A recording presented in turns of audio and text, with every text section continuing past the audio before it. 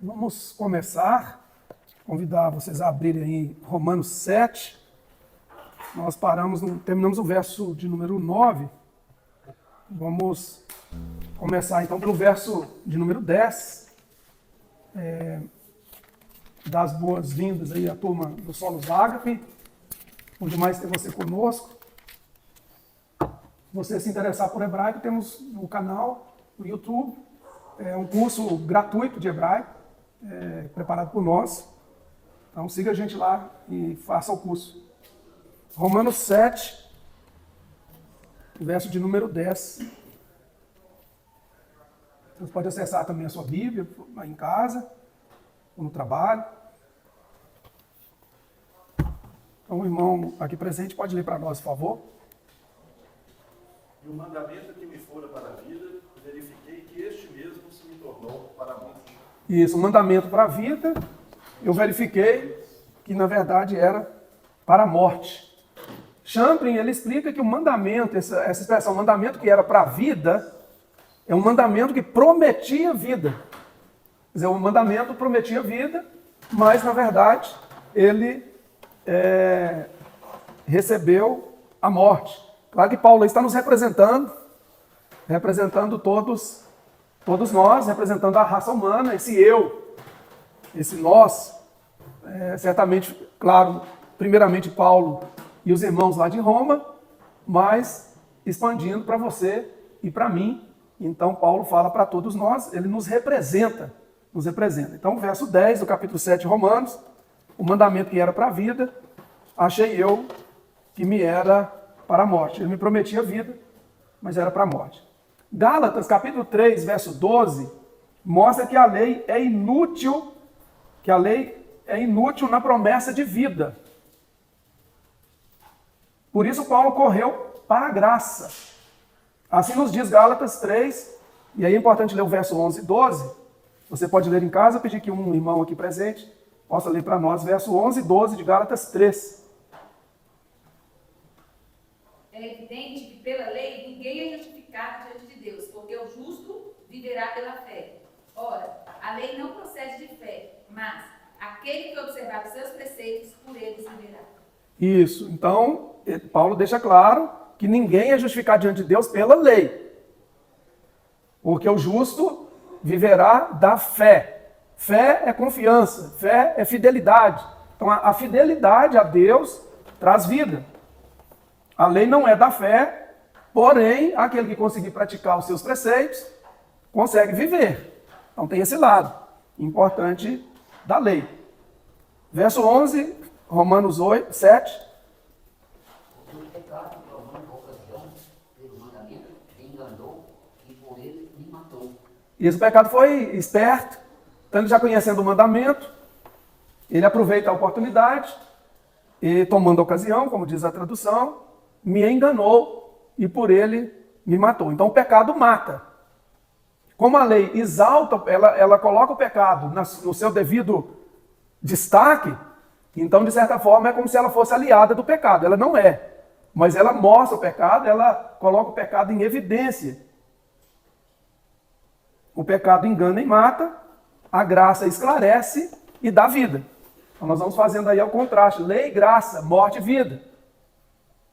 A lei, no caso, pastor, ela não é para exaltar a santidade de Deus, ou Deus Santo, mostrar a perfeição dele, ou vivemos pela lei? Então, a lei, está com um bichinho aqui no microfone, um amiguinho aqui, criaturinha, né, de Deus.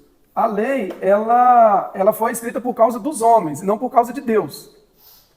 Ela vem para mostrar o certo e o errado. Para destacar, na verdade, o erro. Quer dizer, colocar o erro em evidência. Exatamente para que o ser humano possa reconhecer que o pecado é um mal. Que ele não deve andar no pecado, que o pecado desvia de Deus, que o pecado é um erro, como diz uma definição de pecado. Pecar é errar o alvo, é errar o objetivo que Deus traçou. Então a lei, ela vem mostrar. Então nesse sentido ela é boa. Ela é perfeita, ela é justa, ela procura nos alertar, mas ela não consegue fazer com que nós vençamos o pecado.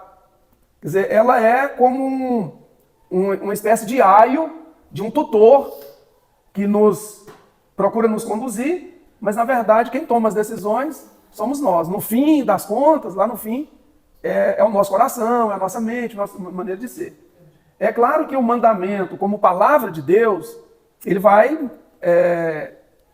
tentar conduzir o homem a Deus.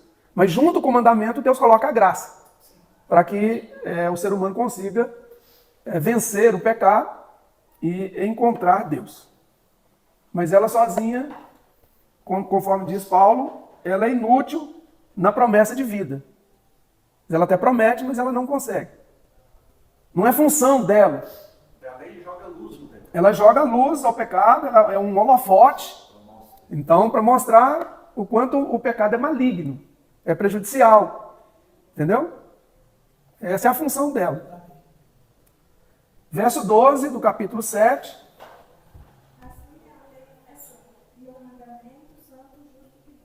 Veja que lei e mandamento estão aí de forma sinônima.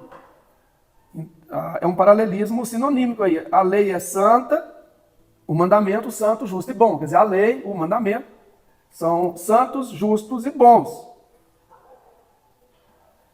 A lei, apesar de ser santa, justa e boa, é forçada a condenar os seres humanos. Quando ela mostra o nosso pecado, e o pecado mata, nós percebemos que estamos mortos. Nós já estávamos mortos, mas não percebíamos. O mandamento, então, nos ajuda a que vejamos que estamos mortos, espiritualmente falando.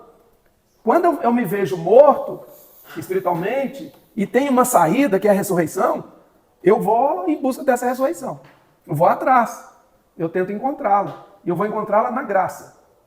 É mais ou menos o que o pessoal tenta aí, as histórias antigas, achar a fonte da juventude. Enquanto não acha a fonte da juventude, faz uma plástica aqui, outra ali, pinta o cabelo, dá um jeito, um botox, para tentar rejuvenescer, pelo menos tentar esticar a pele, é o máximo que nós conseguimos. Mas se houvesse realmente essa fonte da juventude, em que você entraria dentro dela e sairia novo, como aqueles animaizinhos raros no mundo que Deus criou, que conseguem regredir, que conseguem fazer a metamorfose inversa, que é quando já estão numa idade avançada para a idade deles, dos animais, e eles conseguem então voltar e começar de novo, como se fosse uma fênix na mitologia grega, e que em contos judaicos, nós já falamos isso aqui, há conto judaico que diz que a fênix foi o único animal que não comeu do fruto proibido. Ele, na verdade, comeu da árvore da vida. E por isso ele vive para sempre. A cada 1000 anos, na mitologia, a fênix, então, ela se incendeia, quer dizer, ela pega fogo, já com 100 anos de idade, e das cinzas ela renasce ali um passarinhozinho no início da sua vida. E aí ela vive mais 1000 anos, depois desses 1000 anos, faz o processo todo de novo. Então, se você ainda não viu, talvez tenha que viver 1000 anos para você ver esse processo da fênix. Mas existe, fora da fênix, que é considerado uma mitologia, existe um animalzinho que tem essa capacidade, ele foi descoberto recentemente, de fazer essa metamorfose inversa. Pois não, pastor. Quando Naamã sai Do Rio Jordão, e que a Bíblia diz que a pele dele estava uma pele de uma criança, né? uma pele novinha. Uma pele novinha, aquela pele. Como é que nós interpretaríamos isso para o futuro dele? Como que nós entenderíamos isso? Eu mais ou menos tenho uma ideia. Às vezes eu escuto, né? Olha, provavelmente se nós envelhecemos com 70, ele envelheceria com 130. Ou seja, pela forma que a pele dele saiu, quando eu não sei a idade que ele tinha, eu não sei Ali é uma força, uma expressão para dizer que ele está totalmente curado, que a sua pele, pensa, ele tem lepra, né? E a lepra, ela dá feridas, ela transforma a pele da pessoa, deforma. Então, quando ele mergulha 7 vezes no Jordão, e na 7ª vez ele sai totalmente purificado e com a pele restaurada, quer dizer, é uma pele nova, curada, ele continua a mesma pessoa, ele não regrediu na idade, não foi o objetivo. O objetivo é curar as feridas, sarar uma doença, que à época não tinha cura Então, esse sentido. Mas, de qualquer forma, quem viu o Naamã, a esposa, os mais próximos, antes do Jordão, e o vê depois do Jordão, fez uma senhora plástica, deu uma esticada boa na pele, estava com a pele toda renovada. Então, vamos pensar aí que, nesse sentido, o Jordão foi uma espécie de fonte da juventude, pelo menos para a pele. Renovou. A gente sabe que a pele ela renova, né? Tem certas partes do nosso corpo que elas se renovam, como, por exemplo, as unhas, né, o cabelo.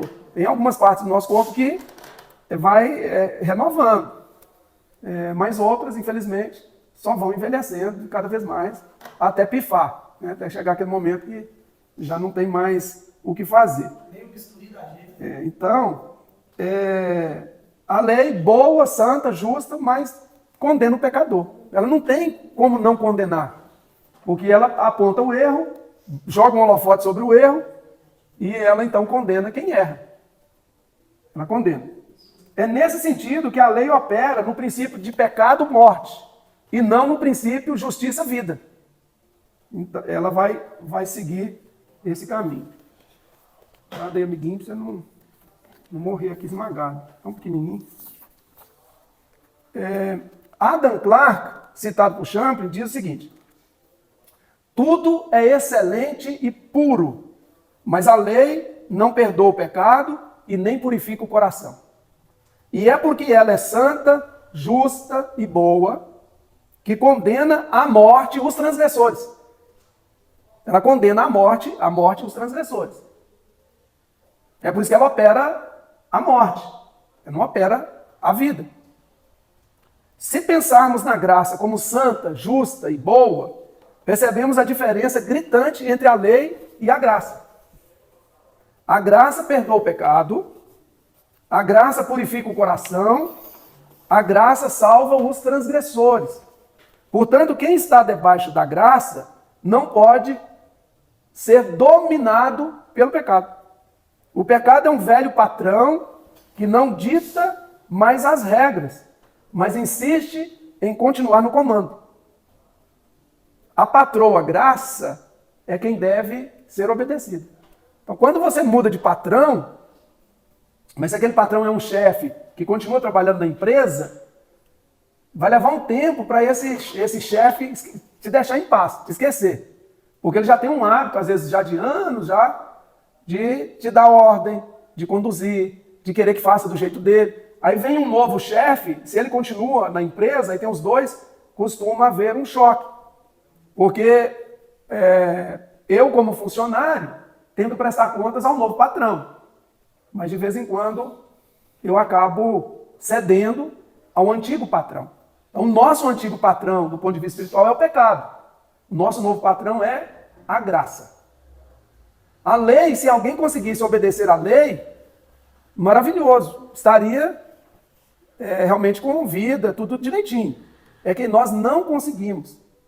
Ela é tão pesada que o objetivo dela é colocar o pecado no máximo, mostrar o máximo o pecado, que dificulta muito a nossa vida. Pois não. É natural que a gente diga na teologia que a graça veio com Jesus. Ou pelo menos, talvez veja usar a palavra natural, vou dizer, é tradição.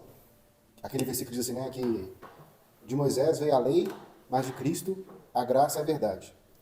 Quanto aos homens santos do Antigo Testamento, Moisés, Josué, Caleb, que representavam um comportamento mais puro com relação aos outros, a graça já atuava na vida deles? Nós pensarmos Cristo como existindo, antes mesmo do mundo ser criado. Pensando nessa figura do Filho, claro que na função de Cristo, de ungido, acontece lá no primeiro século, da era cristã, no primeiro século, que nós dizemos a partir do próprio nascimento dele. Mas se pensarmos o Filho como um ser eterno, com o Pai e o Espírito, e os três são um, então a graça sempre existiu e sempre atuou. O que acontece, então, nós poderíamos dizer que Deus no Antigo Testamento é o Deus da graça no tempo da lei. E que Deus no Novo Testamento continua sendo o Deus da graça, porém num tempo em que a graça se manifestou visivelmente ou em carne e osso, vamos dizer assim. Quer dizer, ela veio até nós. Quer dizer, ele vem até nós cheio de graça, de verdade. Então, nesse sentido, a graça sempre existiu. Na Bíblia hebraica tem uma expressão que diz matzahen be'enav, quer dizer, achar graça em seus olhos, quer dizer, cair na graça da pessoa. Aí usa-se a palavra ren como graça. Mas tem uma outra palavra na Bíblia hebraica, no Antigo Testamento, que é muito raramente traduzida como graça, que é a palavra hesed. A palavra hesed, ela é traduzida nas nossas Bíblias principalmente por misericórdia. Então, misericórdia, fidelidade, bondade, benevolência. Na teologia, poderíamos traduzi-la como amor imutável, ou, em outros casos, como amor eletivo, que é o amor gracioso que nos elege. E poderíamos traduzi-la como graça. Vai ser raro, você pode até fazer uma pesquisa aí, em casa, você que está aqui ao vivo, presencialmente, também fazer essa pesquisa, verificar diferentes versões da Bíblia e tentar encontrar se alguma versão traz a palavra graça na Bíblia, no Antigo Testamento, na tradução da Bíblia hebraica, chamado Antigo Testamento ou Primeiro Testamento, da palavra hesed. Então é uma pesquisa interessante. Existe, mas você vai estar de parabéns encontrando, e na próxima semana pode nos apresentar. Achei a versão tal, pode trazer para a gente. Você que está assistindo este estudo pode enviar através do chat, através de uma mensagem, nos informando o que você encontrou sobre isso.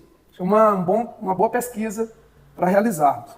Então, esses homens de Deus, essas mulheres de Deus, vamos pensar uma Ulda, uma profetisa Ulda, vamos pensar uma Miriam, vamos pensar uma Joquebede, Sara, Raquel, Lia e tantas outras mulheres, a própria Eva e outras, elas viveram, experimentaram também a graça de Deus. É mais ou menos também o que acontece, Tiago, em relação ao reino de Deus. Então muita gente entende que o reino de Deus só veio a existir com o advento Cristo. Mas o reino de Deus sempre existiu, porque ele é o rei, como ele sempre existiu, e ele é o grande rei, o soberano, então o reino de Deus sempre existiu. Só que o reino de Deus foi se manifestando. E em Cristo se manifestou em carne e osso.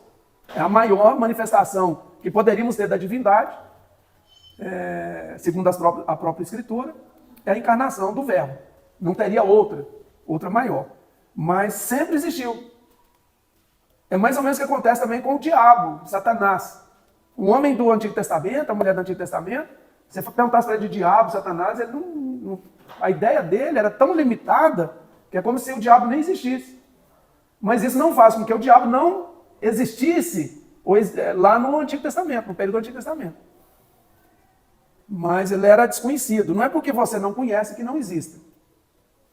Por exemplo, eu quando voltei de Israel, primeira vez, jovem, isso foi em 1991, e eu volto de Israel depois de um ano letivo em Israel, estudando hebraico, e encantado com o Mar Morto e tal, eu imaginava, naquela época, que o único lugar do mundo em que você não afundava, e você entrar dentro de um lago, ou um mar, ou um rio, um lugar que você não afunda, seria o Mar Morto.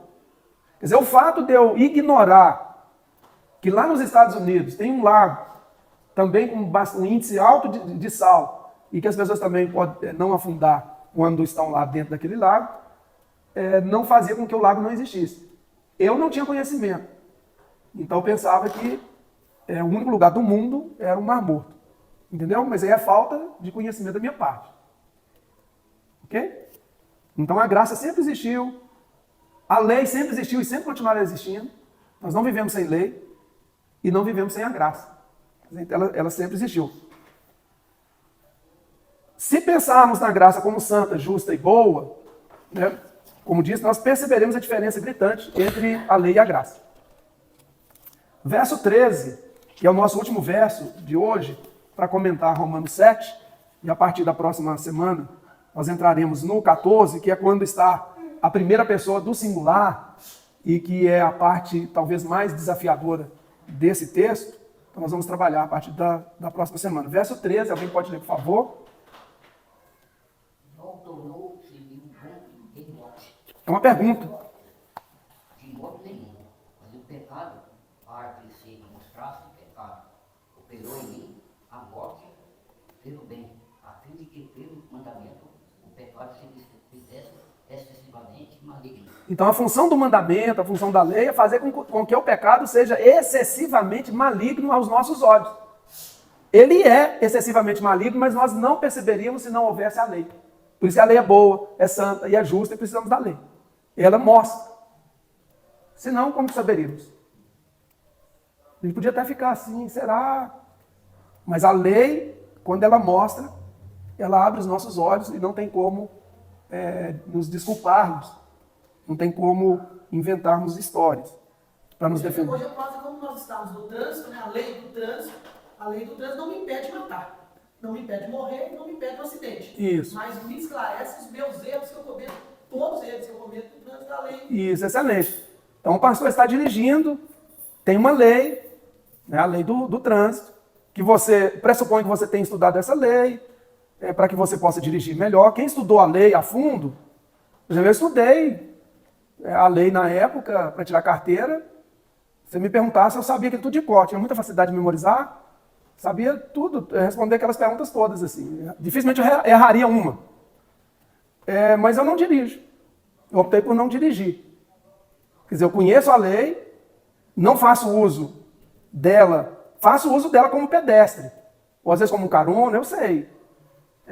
Mas eu não uso. Agora, quem usa, a lei realmente não faz com que você, se você ultrapassar o sinal, a lei não tem como te segurar. E vem um outro lá e bate. Quer dizer, a lei, já tem a lei, ela já te mostrou, sinal vermelho, aliás, sinal amarelo, já deveria parar. E, geralmente, sinal amarelo, o que normalmente os motoristas fazem? Aceleram. E se todos aceleram no sinal amarelo, a possibilidade de um encontro de um e outro vai ser maior. Se no sinal amarelo você reduz, você sabe que vem o sinal vermelho, ou então tem uma palavrinha assim, PARE, que normalmente as pessoas sabem ler, às vezes tem até mestrado, doutorado, são pessoas que sabem ler, mas não param. Então tem a placa escrito pare, então a lei diz para você parar, porque você parando e olhando, vai reduzir muito. Agora se você não para, dá só aquela olhada rápida, você pode ser traído e passa alguém ali na hora, um animalzinho, alguma coisa, e você está atropelando. Então, é um bom exemplo. Existe a lei do fogão. Você deixar algo fritando, a gente nem deve ficar usando fritura, mas alguma coisa fritando, está lá no óleo, e descuidar, vai pegar fogo, vai queimar. E não demora muito. Quer dizer, é uma lei que não está nem escrita, assim, não vai, mas pode causar uma tragédia, porque você não observou essa lei. É uma lei internalizada. Então, antes de existir a lei escrita, já existia a lei. Tem a lei, a questão da moralidade, da boa convivência, da boa vizinhança. Então, a lei sempre existiu, sempre existirá. E a graça também, lá no passado e também agora. Como diz a nota de rodapé da Bíblia de Jerusalém, a expressão, mas foi o pecado, aí a partir do verso 13, fala do pecado personificado, que substitui a serpente de Gênesis 3:1 e o diabo de Sabedoria 2:24, a do livro de Sabedoria. A função da lei é revelar o pecado ao máximo. Como o pecado consumado gera a morte, a lei indiretamente é aliada da morte e não da vida. Não é que a lei quer provocar a morte, ela quer provocar a vida. Mas a força dela é tão grande para mostrar o pecado, que é o causador da morte, e aqui estamos falando da morte espiritual, e pode causar inclusive morte física, que fica parecendo que a lei é aliada da morte e não da vida. Apesar da lei condenar e julgar o pecador, ela o faz ver o quão maléfico é o pecado. Aqueles que conseguem ver, buscam a graça para serem libertos definitivamente do poder do pecado. Os que conseguem ver. Nesse sentido, a lei é totalmente benéfica. Ela aponta quem pode trazer a justiça e a vida e condena o pecado. Ela condena o pecado. E condenando o pecado, está condenando também o pecador. Calvino vai dizer o seguinte: o que se entende de tudo isso é que era mister que a atrocidade do pecado fosse desvendada pela lei, pois a menos que o pecado se manifestasse em excessos ultrajantes, ou como dizem, em enormes excessos, não teria sido reconhecido como pecaminoso. E tanto mais ultrajante se mostra essa enormidade quando converte a vida em morte, o que também retira toda a desculpa do mesmo. O comentário geral da Bíblia de Jerusalém, para Romanos 7, especialmente de 7 a 12, é a seguinte, depois nós vamos ler alguns textos para a gente terminar. A lei, textos bíblicos, a lei é incapaz de conferir a justiça. Ela dá a consciência do pecado. Cristo libertou os filhos da tutela do pedagogo para fazer deles filhos adotivos. Pelo Espírito da promessa, ele dá ao homem novo a força interior para cumprir o bem que a lei ordenava. A lei ordena o bem, mas quem que dá força ao homem interior para cumprir o bem é o Senhor através do Espírito da promessa, que nos dá essa condição de cumprir o bem. Olha, se nos dá a condição de cumprir o bem, já vamos pensar no verso 14 a 25, para a próxima semana, que não faz sentido atribuirmos a Paulo, nesse sentido, nesse contexto, de que ele é incapaz de fazer o bem, uma vez que o Espírito da promessa dirige a vida de Paulo. E quem é dirigido pelo Espírito da promessa tem a força interior para cumprir o bem que a lei ordenava. A lei ordena o bem, não ordena o mal. Mas ela não consegue, como disse o pastor, a lei de trânsito, ela é ótima.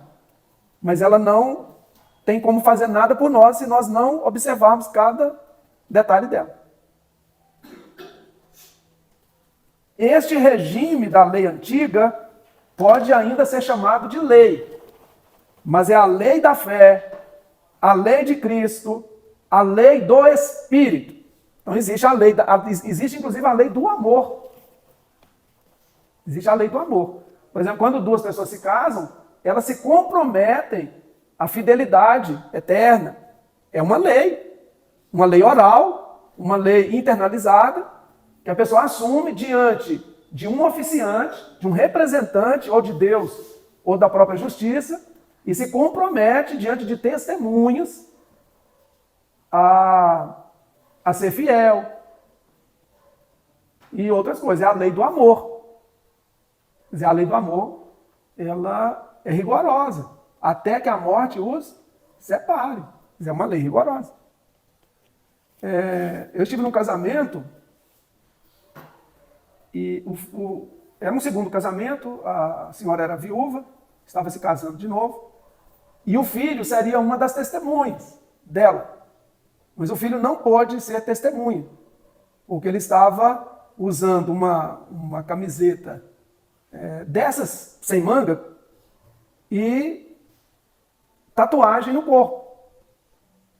O juiz não aceitou que o próprio filho dispensou o filho, a testemunha, por causa da vestimenta e por causa de uma tatuagem.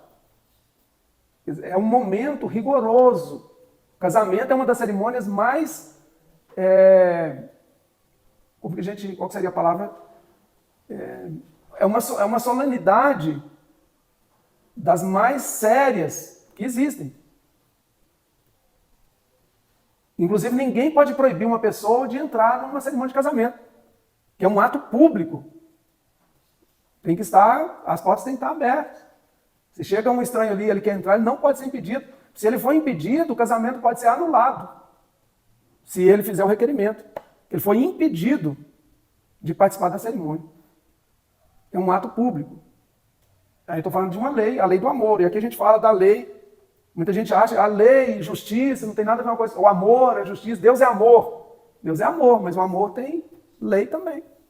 E também é fogo consumidor. E é fogo consumidor, está dizendo ali o pastor Berdan. É o próprio Senhor que diz isso. A palavra dele é um martelo que esmiuça a rocha.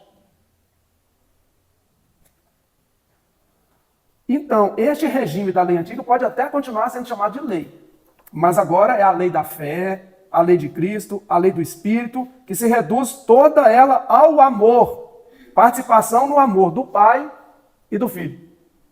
Então, continua sendo lei, mas agora é a lei do amor. Então, gostaria que a gente lesse alguns textos, aí você pode manter aí, especialmente Gálatas, aberta a carta aos Gálatas. Vamos ler outros. Vou pedir aqui o pastor Berdan, Gálatas 3, verso 11, 21 e 22. Gálatas 3, verso 11, verso 21 e 22. Irmã Valéria, Romanos 3, 20. Pastor Márcio, Hebreus 7, 19. Irmão Taliano, Gálatas 3, 25 e 26. Irmão Ronaldo, Gálatas 4, 5. Irmã Raimunda, Efésios 2, de 13 a 18. Efésios 2, de 13 a 18. Irmã Joaquina, Romanos 8, verso 4 e 5. Romanos 8, 4 e 5. Irmã Sueli, Romanos 3, 27. Irmão Edson, Gálatas 6, 2. Irmã Carla, Romanos 8, 2. Irmão Tiago, Gálatas 5, 14. Vamos ler esses até o que for possível. Começando aqui, Gálatas 3, 11, 21 e 22.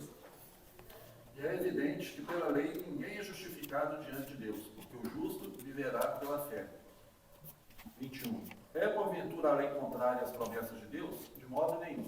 Porque se fosse promulgada uma lei que pudesse dar vida, a justiça, na verdade, seria procedente da lei. Mas a Escritura encerrou tudo sobre o pecado, para que, mediante a fé em Jesus Cristo, fosse a promessa concedida aos que creem. Então, a promessa é pela fé, não é pela lei. Romanos 3, 20. Visto que ninguém será justificado diante dele por obra da lei, em razão de que pela lei vem pleno conhecimento do pecado. Ninguém será justificado diante dele pela lei. Hebreus 7, 19. Diz assim: pois a lei nenhuma coisa aperfeiçoou, e desta sorte é introduzida uma melhor esperança, pela qual chegamos a Deus. Isso, a lei não conseguiu aperfeiçoar. Ela mostra, ela é boa, santa e justa, mas ela tem um limite. Gálatas 3, 25 e 26. Mas depois que a fé veio, já não estamos debaixo de aio, porque todos o Espírito de Deus pela fé em Cristo Jesus. Então não tem mais o pedagogo, não tem mais o aio. A lei é uma espécie de aio que ela nos conduz, mas nós precisamos andar com as nossas próprias pernas. E nós conseguimos andar pela graça, que nos transforma em filhos e filhas de Deus. Então Cristo nos libertou da tutela do aio, ou do pedagogo. Nos torna filhos adotivos, Gálatas 4, 5. Para remir o que estava por baixo da lei, a fim de receber a missão de filho. Muito bem, Efésios 2, 13 a 18. Mas agora em Cristo Jesus, vocês que antes estavam longe foram aproximados mediante o sangue de Cristo. Pois ele é a nossa paz, o qual de ambos fez um e destruiu a barreira, o muro de inimizade, anulando em seu corpo a lei dos mandamentos expressos em ordenança.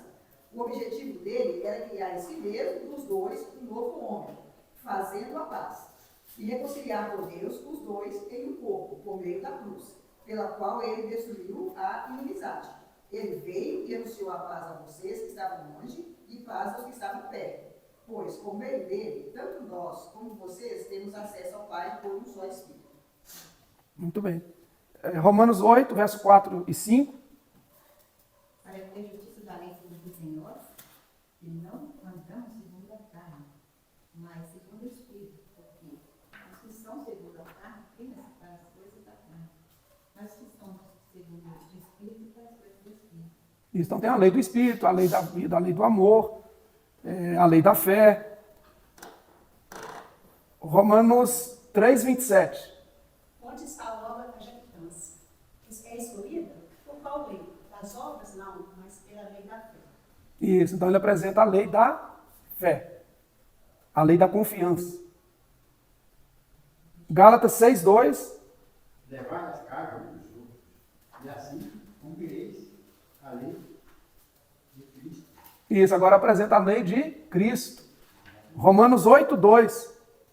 Porque a lei do Espírito de Cristo Jesus me livrou da lei Existe uma lei do pecado, uma lei da morte, mas existe a lei do espírito de vida em Cristo. Gálatas 5,14. Toda lei se resume num só mandamento. Ame o seu próximo como a si mesmo. Então a lei se resume em um único mandamento. Ame ao seu próximo como a si mesmo. Então a lei do amor, ela consegue fazer com que nós cumpramos a lei. Não a lei pela lei, mas pelo amor, pela graça. Alguma pergunta, comentário que a gente, na próxima, nós vamos entrar no verso 14 até o 25, para a gente terminar o nosso estudo. Então, são os versículos mais polêmicos, vamos dizer assim, porque ele vai usar eu. Então, traz a polêmica de como se Paulo não conseguisse realmente fazer o bem, já que ele está dizendo eu. E se a gente aceitar que esse eu é um eu universal, não é o eu, Paulo, somente ele, isso pode nos ajudar a interpretar de uma outra maneira esse texto tão comentado por séculos, por milênios, e pouco visto como uma ilustração. Duas ilustrações. A primeira a gente já viu, ela é mais tranquila, da mulher casada. Quando o marido morre, ela está livre, dá lei para se casar com o outro é a graça, é Cristo.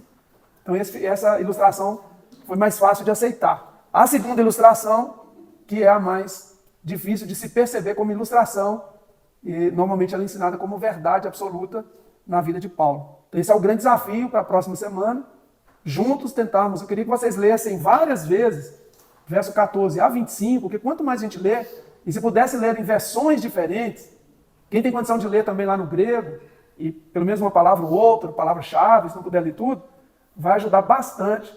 E eu vou verificar também como que esse texto foi traduzido para o hebraico. Era uma Bíblia em hebraico, é uma Bíblia traduzida, claro, que é o Novo Testamento traduzido para a língua hebraica. Já que o pensamento aqui é todo hebraico, judaico, o hebraico também nos ajuda, nos dá luz para entender. É o seguinte, foi escrito em grego, mas com a cabeça de hebreu, de israelita, de judeu. Então vamos dizer, o texto é israelita, o texto é hebreu, o texto é judeu ou judaico, mas é escrito na língua grega.